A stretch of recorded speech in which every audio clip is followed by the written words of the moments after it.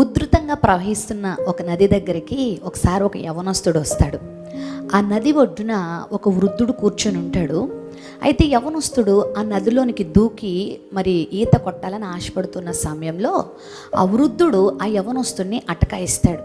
నానా, నది చాలా ఉధృతంగా ప్రవహిస్తుంది, దాని మధ్యలో కొన్ని సుడిగుండాలు కూడా ఉంటాయి, చాలా ప్రమాదం, ఈ సమయంలో నువ్వు దానిలోకి వెళ్లకుండా ఉంటే మంచిది అని ఒక పెద్ద ఆయనగా సలహా ఇస్తాడు. అయితే యవనస్తుడికి చాలా కోపం వస్తుంది. నువ్వెవరవయ్యా నాకు చెప్పడానికి? నేను ఎవరినో తెలుసా? గజ ఈతగాడిని. ఎంత బలమైన సుడిగుండాలున్నా నేను వాటిని తప్పించుకోగలిగిన చాకచక్యం నాకుంది. నువ్వెవరో నాకు చెప్పడానికి? చూడు నేను ఎంత ఆనందిస్తాను అని చెప్పి ఆ వృద్ధుని యొక్క మాటలను త్రోసివేసి ఆ యవనస్తుడు దానిలో ఉరుకుతాడు. కొద్దిసేపు చాలా ఆనందిస్తాడు, సంతోషిస్తాడు. మరి ఆ బలమైనటువంటి ఆ సుడిగుండాలు ఉన్న ప్రాంతంలో ఆ యొక్క యవనస్తుడి యొక్క కాలు చిక్కుకుపోతుంది. అప్పుడు గట్టిగా అరవడం ప్రారంభిస్తాడు. ఓ తాతయ్య, నన్ను రక్షించు, తాతయ్య నన్ను బయటికి తీసుకురా, నేను చనిపోతున్నాను అని అతడు ఏడవడము అరవడము గమనించిన తర్వాత ఆ వృద్ధుడు శతవిధాలుగా ప్రయత్నం చేస్తాడు ఆ యవనస్తుడిని బయటికి తీయడానికి. కానీ అతని వల్ల కాదు. చివరికి ఒక మాట అంటాడు, నేను ముందే చెప్పాను, నువ్వు అందులోనికి దిగక ముందే నిన్ను హెచ్చరించాను, నువ్వు నా మాట వినలేదు, ఇప్పుడు నేను ఏం చేయలేను అని ఆ చుట్టుపక్కల ఎవరైనా రక్షించేవారు ఉన్నారేమో అని వెతకడానికి ప్రయత్నం చేస్తాడు. వాళ్ళని తీసుకొచ్చేలోగానే ఆ యవనస్తుడు మరణిస్తాడు. ఈ విషయాన్ని ఇక్కడ ఎందుకు చెప్పానంటే, చాలాసార్లు చాలామందికి దేవుని మాటలు, దేవుని హెచ్చరికలు చాలా చులకనగా అనిపిస్తూ ఉంటాయి. దేవుడు మన క్షేమం కొరకే, దేవుడు మన మేలు కొరకే ఇదిగో ఈ దేవుని వాక్యంలో అనేక హెచ్చరికలు రాయించాడు.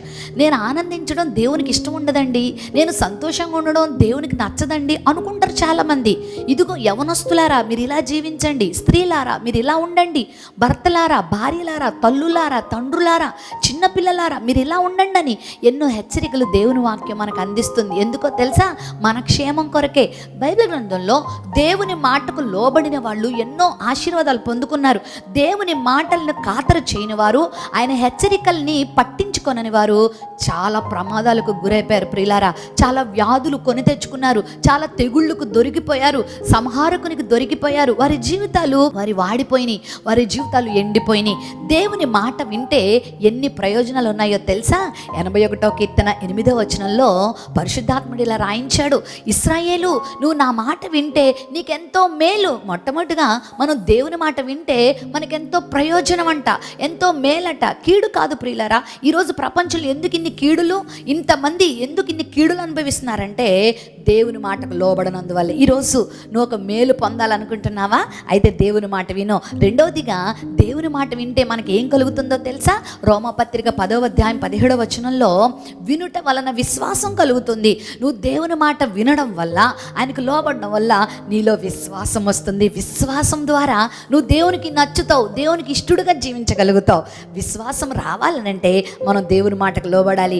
మూడవదిగా దేవుని మాట వింటే యెషయా గ్రంథం 1వ అధ్యాయం 19వ వచనంలో ఆ మాట ఉంది, మీరు సమ్మతించి నా మాట వింటే భూమి యొక్క మంచి పదార్థాలు అనుభవిస్తారు. ఒక ఆయన అన్నాడు, రాళ్లను కూడా అరిగించుకోగలిగినటువంటి వయసు ఉన్నప్పుడు నాకు మొరమరాలు కూడా దొరకలేదు, వజ్ర వైడూర్యాలు సంపాదించుకున్న తర్వాత ఇప్పుడు మొరమరాలు తింటున్నా కూడా నాకు అరగట్లేదు అన్నాడట. అవును, ఈ రోజుల్లో చాలా మందికి ఆస్తి ఐశ్వర్యాలు ఉంటున్నాయి, కానీ కడుపు నిండా ఆహారం తినలేకపోతున్నారు.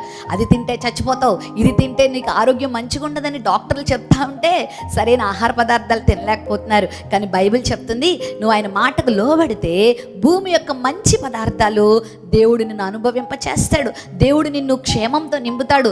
నాలుగవదిగా మనం దేవుని మాట వింటే యోబు గ్రంథం 36వ అధ్యాయం 10-11 వచనాలు ఇలా చెప్తుంది, మీరు ఆయన ఉపదేశానికి గనక మీరు చెవియొగ్గితే మీరు సుఖంగా బ్రతుకుతారు, మీరు క్షేమంగా ఉంటారు. వారు ఆలకించి ఆయన సేవించిన యెడల తమ దినములు సుఖంగాను తమ సంవత్సరములు క్షేమంగాను వెళ్ళబుచ్చుతారని ఆ మాట మనం చూస్తాం.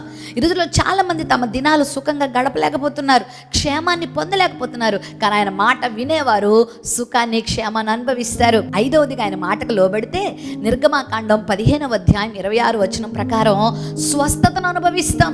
భయంకరమైన రోగాల మధ్యలో, భయంకరమైన మహమ్మారులు తిరుగుతున్నటువంటి వైరస్లు తిరుగుతున్న ఈ రోజుల్లో నువ్వు స్వస్థతను అనుభవిస్తావు. బైబిల్ సెలవిస్తా ఉంది, నిన్ను స్వస్థపరిచే యెహోవాను నేనే, మీరు నా ఆజ్ఞలు గైకొని నా మాట శ్రద్ధగా వింటే ఇదిగో ఐగుప్తీలు కలుగు ఏ తెగులు మీకు రానివ్వను. ఒక ఒకవేళ వచ్చినా మిమ్మల్ని స్వస్థపరిచే యెహోవా నేనే. ఈ సమయంలో నువ్వు ఆయన మాటకు లోబడగలిగితే గొప్ప స్వస్థత దేవుడు నీకు ఇస్తాడు. ఒకవేళ ఆయన అనారోగ్యాలతో ఉన్నావా, ఒకవేళ దీర్ఘకాలిక రోగాలతో, స్వల్పకాలిక రోగాలతో నువ్వు ఉన్నావా, ఎన్ని మందులు వాడుతున్నా నీ రోగం నుండి విడుదల పొందలేకపోతున్నావా, నమ్ము. ఈరోజు ప్రభువారు నీకే ఈ మాట సెలవిస్తున్నారు.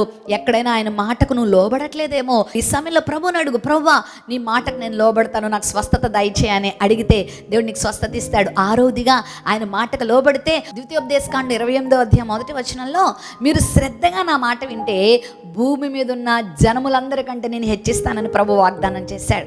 ఇదిగో నీ సమాజంలో, నీ కుటుంబంలో, నీ వీధిలో ఉన్న వారి మధ్యలో దేవుడు నిన్ను హెచ్చిస్తాడు. ఒకవేళ అందరి చేత హీనపరచబడుతున్నానని బాధపడుతున్నావేమో, అందరిలో నేనే అల్పంగా ఉన్నానని బాధపడుతున్నావేమో, నాకు సరిగా అందం లేదు, నాకు సరైన జ్ఞానం లేదు, నాకు సరైన చదువు లేదు, ఇదిగో నాకు సరైన పలుకుబడి లేదు, అందరూ నన్ను తృణీకరిస్తున్నారని బాధపడుతున్నావా? ఈ మాట నమ్ము. నువ్వు ఈ సమయంలో నీవు ఆయన మాటకు లోబడితే అందరికంటే దేవుడు నిన్ను హెచ్చిస్తాడంట, నిన్ను ఉన్నత శిఖరాలకు ఆయన చేరుస్తాడంట. లూయిస్ బ్రెయిలీ అని ఒక అబ్బాయి చిన్నతనంలో ఒక చిన్న ఆట ఆడుకుంటున్న టైంలో కన్నుకి గాయం అయితే కన్ను పోతుంది, ఆ తర్వాత 2 కళ్ళు కూడా గుడ్డివి అయిపోతాయి.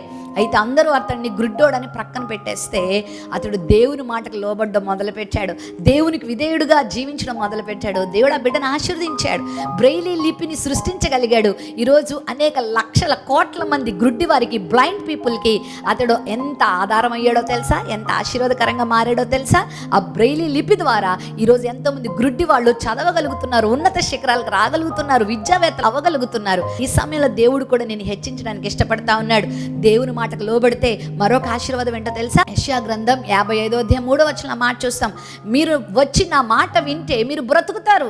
మనం బ్రతకాలంటే దేవుని మాట, మనుషుడు రొట్టె వలన మాత్రం కాదు కానీ దేవుని నోట నుండి వచ్చే మాట వల్ల బ్రతుకుతారు. నువ్వు ఆయన మాటకు లోబడితే ప్రభు నిన్ను బ్రతికిస్తాడు. ఈ భయంకరమైన రోజుల్లో ఎలా బ్రతకాలండి?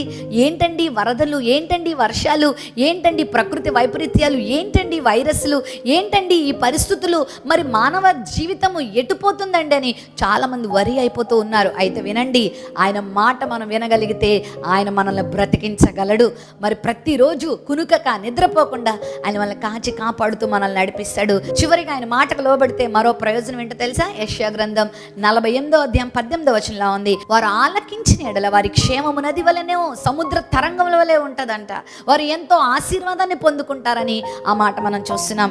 ఆశీర్వదించడానికి మన ప్రభు ఎప్పుడు సిద్ధంగా ఉన్నాడు, శపించడానికి అపవాది ఎప్పుడు సిద్ధంగా ఉన్నాడు. నువ్వు ఆయన మాట వింటే దేవునికి ఆశీర్వాదాన్ని ఇస్తాడు. చూసారా ఎన్ని ప్రయోజనాలు ఉన్నాయో? అందుకే దేవుని మాట విందాం, దేవుని మాట వినడానికి మన హృదయాన్ని సిద్ధపరచుకుందాం, దేవుని మాటకు లోబడదాం. ఎంతమంది భక్తులు దేవుని మాటకు లోబడి ఎన్ని ప్రయోజనాలు పొందుకున్నారు మీ అందరికీ తెలుసు. నోవాహు దేవుని మాట విని ఓడ కట్టాడు, కష్టమైన నష్టమైన దేవునికి లోబడ్డాడు, ఎంత ఆశీర్వాదాన్ని పొందుకున్నాడు. అబ్రహాం దేవుని మాటకు లోబడి తన తండ్రి ఇంటిని విడిచిపెట్టి, పాపాన్ని విడిచిపెట్టి, లోకాన్ని విడిచిపెట్టి ప్రభు చూపించిన ఆ యొక్క ప్రాంతానికి వెళ్ళాడు, అనేక జనములకు తండ్రిగా మారాడు.